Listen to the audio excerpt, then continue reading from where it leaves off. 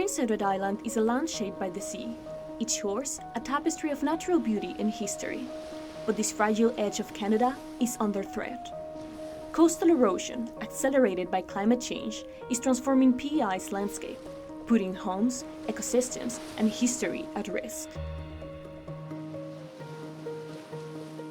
Hi, and welcome to PEI. My name is Judith Mendiolea, and today I want to invite you to explore this natural phenomenon with me, the risk it represents for islanders, and what the scientific community needs to say about it. Erosion is a natural process where wind, water, and ice wear away the land. On PEI, the island's soft geology, made of clay and sandstone, makes its coastlines particularly vulnerable. But in recent decades, the natural process has accelerated. Coastal erosion is the degradation of our land. Erosion kind of refers to the loss of that, especially here on PEI. We're a small island. We have a lot of agricultural land, so I think any loss of land is a pretty big hit. Using tools like drones and PEG measurements, scientists are studying these changes in detail, identifying areas most at risk. Climate change has become the great accelerator of erosion in PEI. Warmer winters mean less sea ice, which once protected the coast. And the storms like Hurricane Fiona are growing more intense. Today is November 26, 2024. I find myself in Victoria Park, and as you can see behind me, there's no trace of ice nor snow in the shore. The loss of sea ice is a game changer. Without it, our coastlines are exposed to wave action year-round. We don't get that big freeze around PEI anymore. And actually, when now we do get freeze, it is more of a problem, because that ice breaks up and then it helps to erode the coastline even quicker, as it is getting chunks of ice thrown up against it.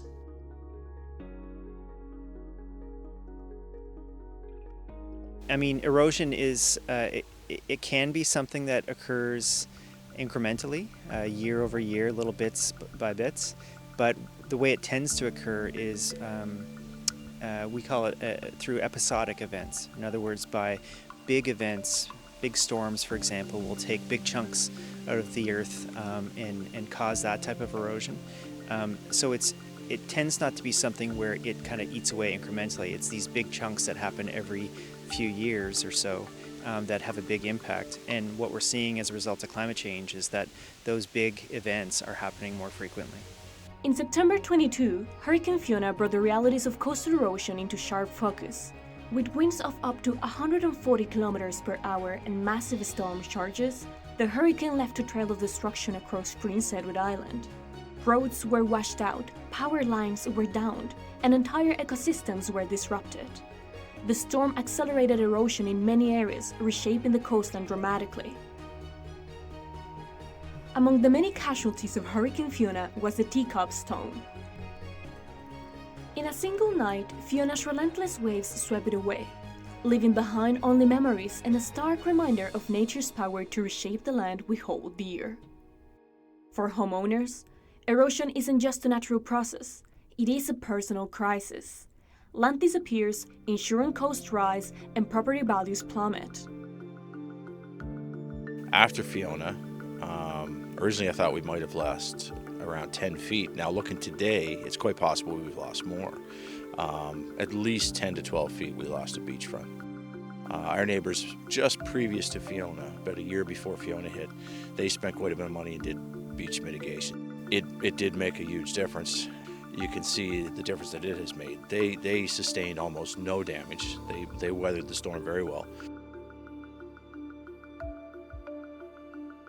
While some residents can afford to move or protect their land, others are left in precarious situations, highlighting the inequities of erosion's impact.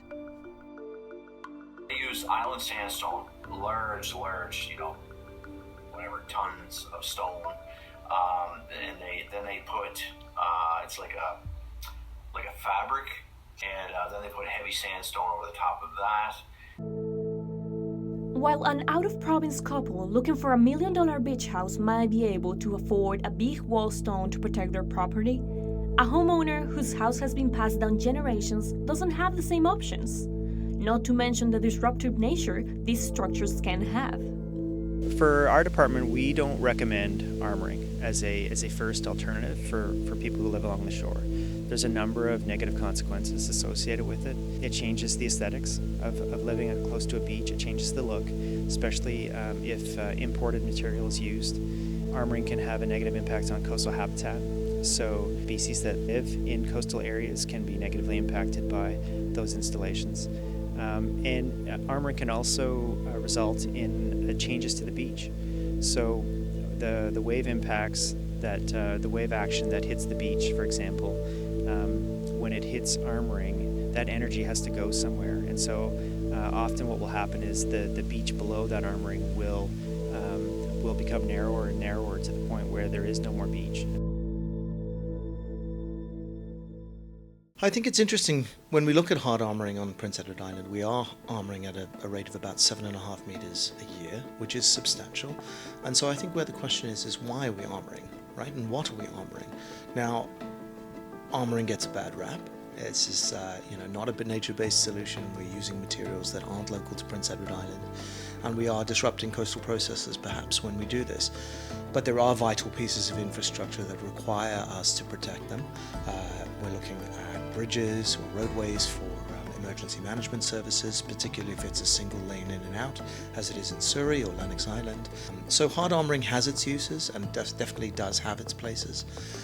But the problem with hard armoring is that it stops wave movement, but it doesn't dissipate that energy, so that energy goes somewhere else.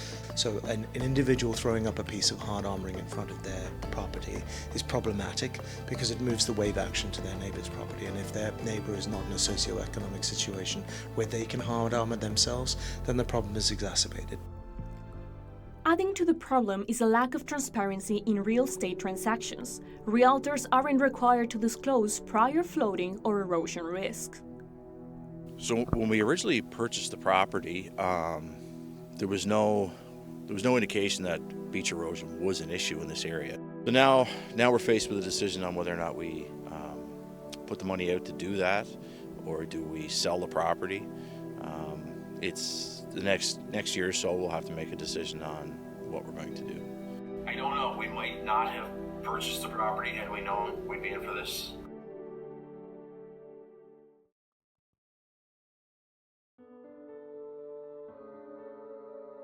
I'm standing in one of the very shorelands of urban Charlottetown, just beside Queen's Elizabeth Hospital.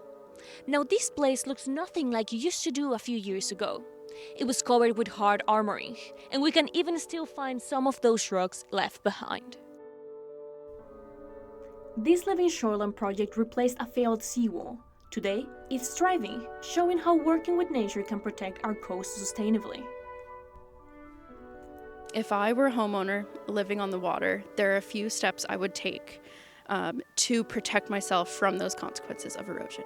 The first one is to leave any vegetation, whether it's grass or trees or shrubs that are there, and they might be obstructing my view, but they're doing such a service that it's so worth it to just leave them where they are.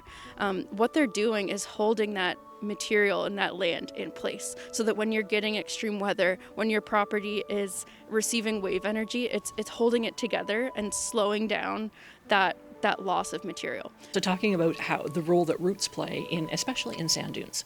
So that marram grass, the Latin name for marram grass is Ammophila, and Ammophila literally translates as sand lover. So the marram grass, it roots in the sand piles up and covers the grass, and then the grass grows up through it, and the sand covers the grass and it grows up again. So if you could imagine cutting through the sand dunes, taking like a great big knife, and Fiona did that for us, took a big knife and peeled the dunes away. Inside those sand dunes, you'd see a network, like a skeleton of roots that's holding that sand together. These projects don't take a big space within properties, and as we can see, can cohabitate with the urban landscape.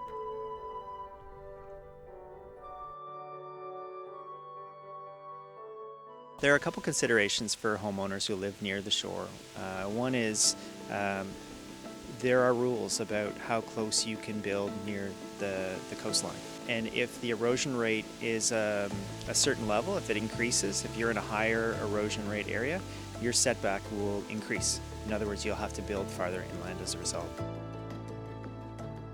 PEI regulations require a 15-meter buffer zone along the coast, but enforcement is inconsistent. Violations often result in fines that wealthier landowners can't afford to pay. At the end of the day, if somebody wants to cut a tree down on their property to enhance the view, that gets reported and investigated, and it's found that they are in the wrong, all they really face is a fine. And for some people living on the waterfront, that might not be a very strong deterrent. Additionally, they could apply for a permit to do work in the buffer zone, and if that gets approved, they could go ahead with it. So when salt marshes are filled in, so imagine you're filling in a salt marsh and maybe, putting a bunch of cottages on it instead, that land can no longer act like a sponge, and those homes or cottages are more at risk. Sand dunes act like a crumple bumper on a car. So if you think if your car hits something, that bumper absorbs all the energy and it protects you and your passengers in the car. Sand dunes do the same thing. So again, they're important to protect in the landscape, because if you were to build on those dunes, you're taking away that crumple bumper that we have. In 2023, the Canadian Centre for Climate Change and Adaptation at UPI released 16 key recommendations to guide shoreline management in Prince Edward Island. These recommendations aim to protect the coastline while balancing development and conservation. Our hope was that with both of these reports we would be able to come up with an adaptation plan and a solution that would allow us to treat the coast in a respectful way. The whole island cannot be treated as one, and so our goal here within the State of the Coast and the recommendations report is to break the island up into 14 littoral cells, which allows us to deal with the land use planning, the coastal protection, and the abilities and the ways that we can help ourselves and help our coast within those specific areas. Managing erosion requires more than coastal policies. It demands comprehensive land use planning, but outdated regulations often allow development too close to the water. Other key recommendations include expanding buffer zones, making coastal hazard closures mandatory for real estate transactions, and enforcing stricter penalties for environmental violations. The goal is a long-term coastal management framework that safeguards PEI for future generations. Our department is initiating a pilot project that will see the development of shoreline management plans for select areas in PEI. So things like, what are the different shore types? What is the sediment movement like in that area? Are there species at risk? If there's any designated land use. We also have a service that our department provides. It's called the Coastal Hazard Assessment. And any property owner can make a request to the department, and we will provide a brief assessment of what the past erosion has been on that property and what the flood hazard is. It's free. It can be requested online. To address the growing challenges of coastal erosion, PEI has developed innovative tools like CLIVE and CRIS.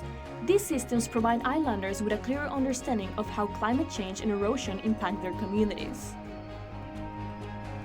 Using CRIS, we can identify the parts of the island that have a higher risk of erosion and therefore develop management plans that can help us to assess each targeted shoreline in a different manner.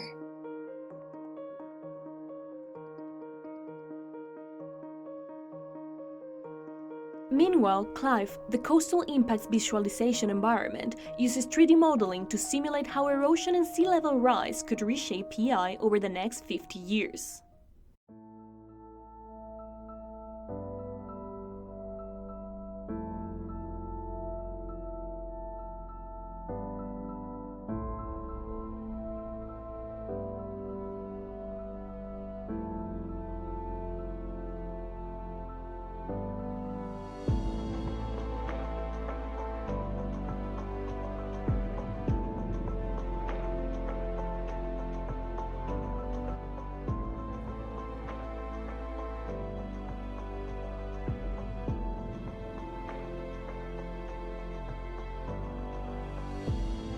In the end, erosion might just be a part of PEI's history, but just as it has shaped that history, it may take it away.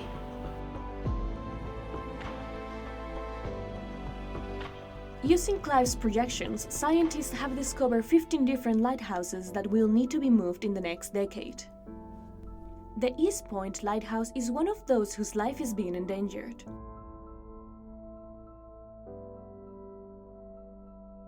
When we were kids, we used to go to the beach on the north side of East Point. At 40, 50 years ago, there was an actual road there that you could actually drive a vehicle down. And on the water side of the road, there was a post there. On the water side of that, there was also a significant amount of land that you could walk around. Well, you can see now that's all gone.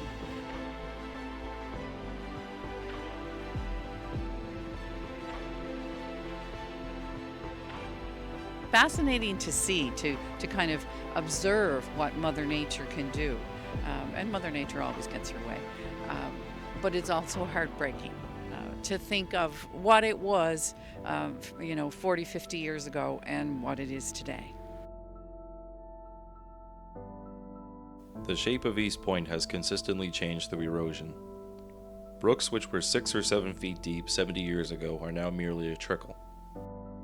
Diligent Pond, which used to harbor ships, is now a landlocked pond. 40 years ago, there was a sandy area instead of the rocks. No one knows what changes in natural history the next 100 years will bring. Those were the words of Bernard Chevery, local East Pointer, and Stuart McIntyre, the lighthouse keeper in 1926. Today, almost 100 years later, the question pops up again. What will the next century bring, and what will be washed away by the tide?